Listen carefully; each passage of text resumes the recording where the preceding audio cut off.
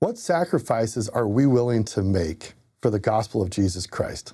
I love the story of Zebedee Coltrane. It's one we don't talk about very much, but he was one of the early converts in the church. So it turns out, as the saints that were living in New York started making their way westward into Ohio, they were preaching along the way, visiting friends and family. Zebedee Coltrane received a visit from Solomon Hancock in early January of 1831. Now, I'm from the Midwest. The Midwest gets very cold. And I remember as a kid, the lakes would freeze over so thick, thicker than concrete, that you could actually drive your cars out on the ice. That's how cold it would get. Well, Zebedee Coltrane stayed up late as Solomon Hancock spent his time staying up late, explaining and sharing his testimony of the gospel with Zebedee.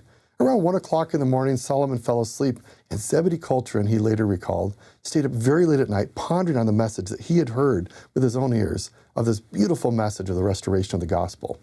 The very next morning, he decided he wanted to be baptized right away. He didn't want to wait. So what did he do? They cut a hole in the ice and did the baptism right there in the very cold waters of a frozen Ohio lake. I love Zebedee's faith, the fire of his faith.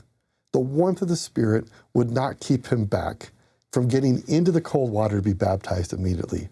He didn't wait for the spring thaw. He didn't wait for a sauna to be built.